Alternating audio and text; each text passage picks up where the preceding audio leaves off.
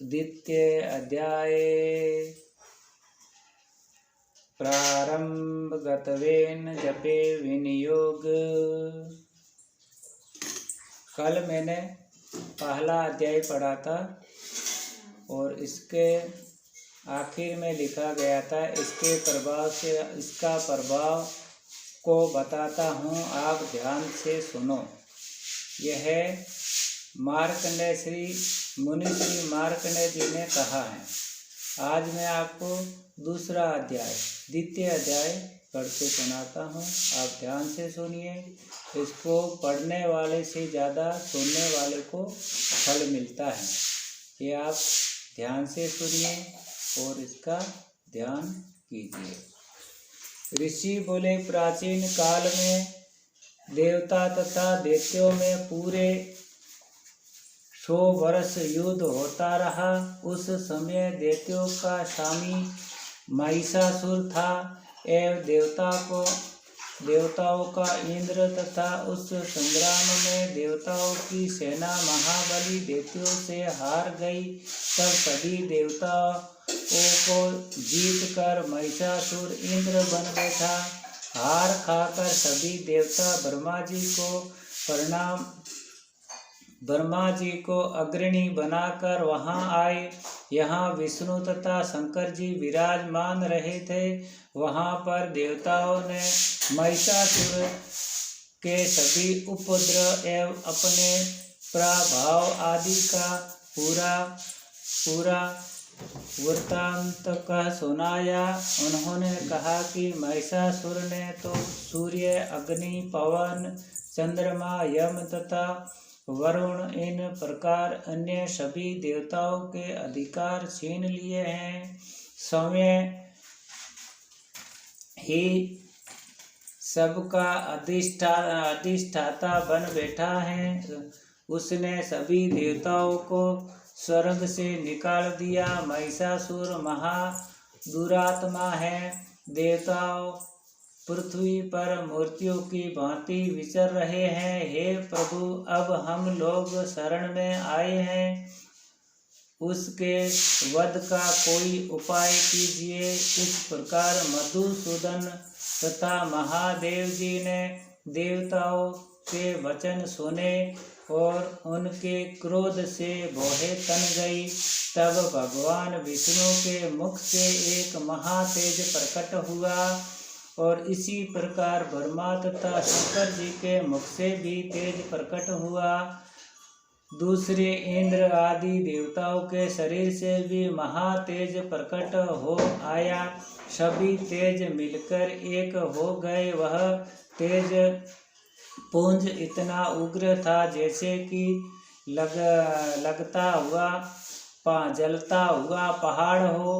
देवताओं ने देखा कि उसी ज्वालाएं सभी दिशाओं में फैल रही हैं। जब वह एक हुआ तो नारी के रूप में आ गया। उसके प्रकाश से तीनों लोक भर गए। महादेव जी के तेज से उसका मुख प्रकट हुआ। यश के तेज से उसके केश हुए। विष्णु के तेज से उस देवी की भुजाएं प्रकट हुई। चंद्रमा के तेज से स्तन, इंद्र के तेज से उसका कटी प्रदेश, वरुण के तेज से गदा वरुण स्थल, पृथ्वी के तेज से नितंबों का प्रादुर्भाव हुआ। ब्रह्मा के तेज से दोनों चरण, सूर्य के तेज से चरणों की उंगलियां, वंशुओं के तेज से हाथों की उंगलियां, कुबेर के तेज से नासिका का आविर्भाव हुआ।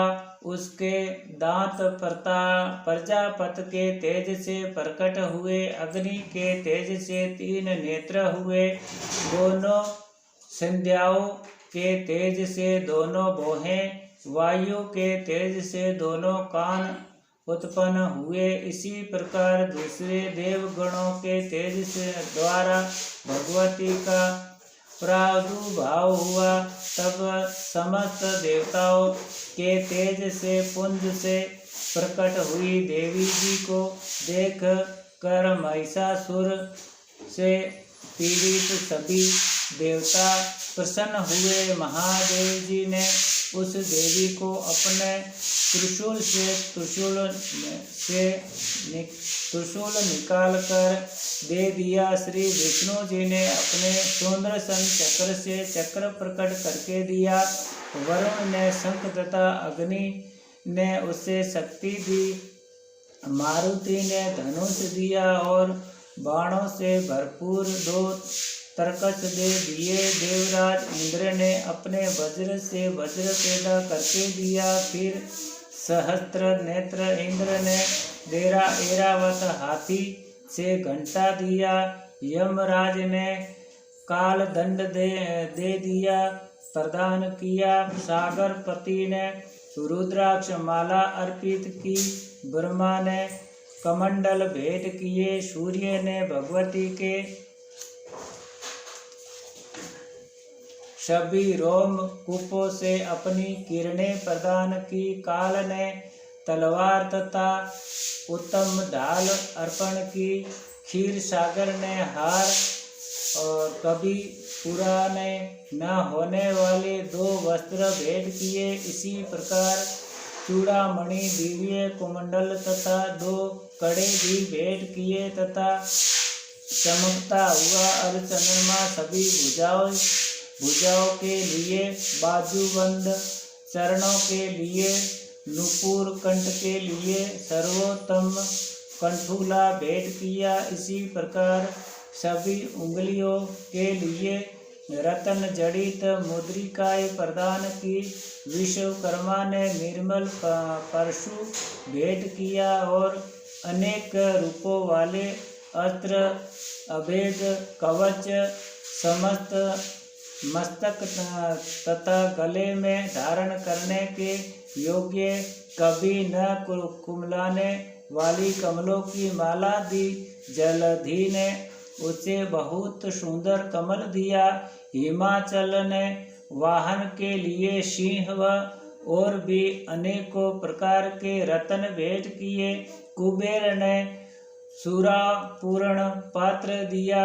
सभी नागों ने स्वामी शेष जी ने महामणियों से सुशोभित नागहार दिया, जो शेष जी इस पृथ्वी को धारण किए हैं। इसी प्रकार दूसरे देवताओं ने भी आभूषण तथा आयुधों से द्वारा देवी जी का सत्कार किया। तब तो भगवती ने अट्टहास करके ऊंचे स्वर से गर्जना की। उसके भयानक नाद से सारा आकाश भर गया। तब देवता गण प्रसन्न होकर उस सिंह वाहिनी देवी की जय जयकार करने लगे। मुनियों ने भक्ति भाव से नम्र होकर देवी जी की स्तुति की। देवताओं के शत्रुओं ने सारी त्रिलोकी को क्षोभग्रस्त देखा। तब अपनी सारी सेना को कवच आदि से तैयार कराकर अस्त्र शस्त्र लेकर झट उठ खड़े हुए। महिषासुर क्रोध में आकर बोला, अरे ये क्या हो रहा है? इतना कहकर सभी दैत्यों के साथ घिर कर उस सिंहनाद की ओर भागा। वहां जाकर उसने तीनों लोकों को अपने तेज से प्रकाशित करती हुई देवी को देखा। उसी देवी के चरणों के भार से पृथ्वी दबी जा रही थी। माथे के किरीट मुकुट से आकाश पर रेखाएं पड़ती जा रही थी। उसके धनुष के टंकार से सातों पाताल क्षोभग्रस्त थे। हजारों भुजाओं से सभी दिशाओं को ढांप कर देवी खड़ी हुई थी और उन देवी जी के साथ उन दैत्यों का युद्ध आरंभ हो गया। नाना प्रकार के अस्त्र शस्त्रों का प्रहार करने लगे। उनसे सभी दिशाएं भर गई। महिषासुर का सेनापति उस समय चिकुर नामक एक महान दैत्य था। देवी जी जो के साथ उसी का युद्ध होने लगा। इसी प्रकार अन्य सभी दैत्यों को तथा चतुर्गिणी सेना को साथ लेकर चामर भी युद्ध करने लगा। 60,000 रथियों को साथ लेकर उदग्र भी युद्ध में प्रवृत्त हो गया।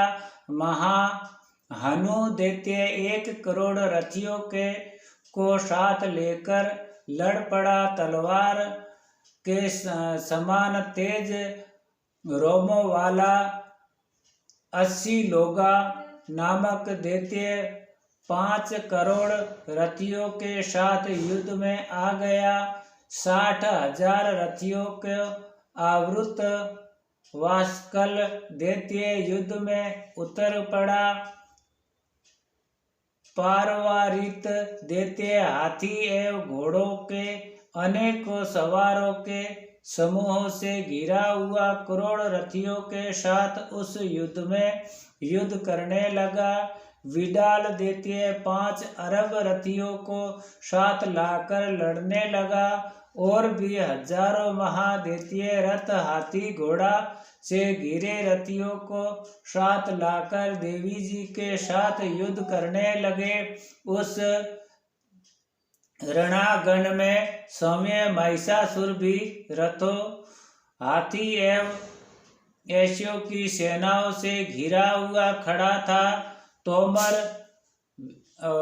भेनीपाल शक्ति मूसल परशु पाटिश खंग आदि शस्त्रों से युद्ध करने लगे।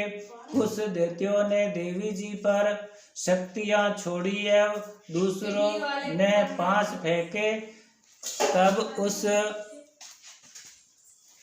चंडिका जी ने उस अस्त्र शस्त्रों की वर्षा करके तोड़ डाला। इधर देवी जी का वाहन सिंह भी क्रोध में आ गया। अपने गर्दन के बाल हिलाता हुआ दैत्यों की सेना में इस प्रकार घूमने लगा जैसे कि वन में अग्नि फैलती जा रही हो। उस समय युद्ध करती हुई अंबिका ने जितने ही श्वास छोड़े वे ही झटपट सैकड़ों हजारों गणों के रूप में परिणित हो गए। प्रकट होकर उन गणों ने खंग भेंदीपाल पट्टिश आदि शस्त्रों से युद्ध आरंभ कर दिया। देवी जी की शक्ति ने वृद्धि पाकर वे गण दैत्यों का नाश करने लगे। साथ में दूसरे गण नगाड़े शंख आदि बजाने लगे। महती प्रसन्नता देने वाले उस युद्ध का रूप उत्साह से कुछ एक ने मृदंग बजाए। तब देवी जी ने त्रिशूल गदा और शक्तियों की वर्षा से तलवार आदि शस्त्रों से सैकड़ों महान असुर मार डाले। दूसरे कितने एक दैत्य को घंटा के भयप्रद नाद से मूर्छित करके मार गिराया। मरे दैत्यों को पाश से बांधकर पृथ्वी पर घसीट डाला। कितने तो गदा की चोट से घायल होकर पृथ्वी पर सो गए। मूसलों के प्रहार से कई एक रुधिर वमन करने लगे एवं कई एक शूल द्वारा वक्ष स्थल पर फट जाने से पृथ्वी पर पड़ गए। कितने एक दैत्य बाणों की वर्षा द्वारा युद्ध भूमि में काट गिराए। स्वयं बाज पक्षी भांति आक्रमण करने वाले देव शत्रु दैत्य प्राण छोड़ने लगे। कितने एक दैत्य की भुजाएं कट गई, दूसरों की ग्रीवाएं छिन्न भिन्न हो गई। कई दैत्यों के सिर कट गए, दूसरे मध्य से विदीर्ण हो गए। कुछ दैत्यों की भुजाएं कट गई और पृथ्वी पर गिर गए और एक दैत्य को तो एक भुजा एक आंख एवं पांव वाला करके 2 टुकड़े कर डाला। मार मार कर गिराए हुए रथी हाथी घोड़े एवं असुर की लाशों के द्वारा जहाँ महायुद्ध हो रहा था वहाँ की पृथ्वी इस प्रकार भर गई कि वहाँ का आना जाना कठिन हो गया। वहाँ सेना एवं असुरों के रुधिर की बड़ी बड़ी नदियाँ बहने लगी। जगदम्बा ने एक क्षण में ही दैत्यों की सेना का इस प्रकार नाश कर दिया जैसे कि लकड़ियों के ढेर में बड़े ढेर को अग्नि जला देती है। देवी का वाहन सिंह अपने बालों को सटकाता हुआ बड़ी गर्जना करता हुआ दैत्यों के शरीरों से मानो प्राण ही चुन रहा हो इस प्रकार घूमने लगा। देवी जी के उन गुणों ने महाअसुरों के साथ बड़ा युद्ध किया जिससे देवता प्रसन्न होकर आकाश से पुष्पों की वर्षा करने लगे। द्वितीय अध्याय। ओम नमः दुर्गा देवीये